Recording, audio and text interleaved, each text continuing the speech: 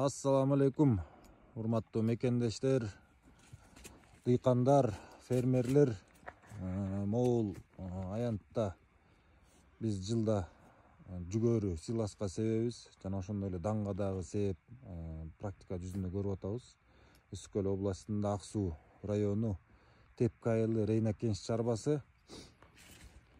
Түшүмдүн мол болушуна эмне таасир берет деген маселеге кайрылганда, мына туугандар, кыштата жана жайлата чогулган момундай кыкты биз ушул талааларыбызга ушинтип чачабыз. Баягы селитра, карбамид, диамопоска деген ал 1 жылдык мүмкүн ошол себилген дан берүүчү, болбосо өмө берүүчү өсүмдүктөргө балким ошол убакта пайдасын бериши мүмкүн өсүш үчүн. Бирок анын зыяны өтө көп да адамдын ден соолугуна. Ал эми могу кык бул органикалык жер семирткичтердин эң алдында турган бирден бир зат деп ойлойм. Ошон үчүн биз момундай кыктарды чачабыз.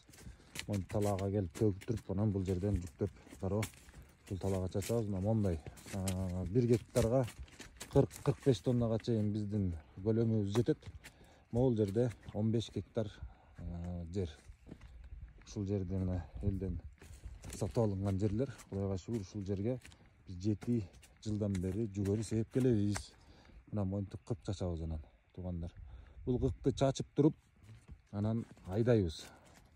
Коңтормо кылып айдап, мунун үстүн малалап, анан арыкты чийип туруп күзүндө сугарып таштайбыз. Ошо сугарып таштагандын себеби менен жазында бул өзү нымдуулукту кармайт. Нымдуулукту кармап, анан бул иликке чачылган кык оңой чирийт.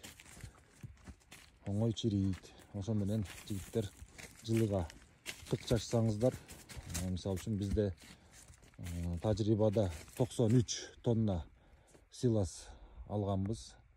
Ал эми быйыл болсо могул кургакчылыктан байланыштуу быйыл 73 тоннадан айланды. Жалпы могул 15 гектар жер, туугандар. Ошондой көбүнчө ошо кык менен алек болсоңуздар жакшы болот. Ассаламу алейкум, баардыгыңыздарга тең иштериңерге ийгилик, урматтуу чарбакерлер.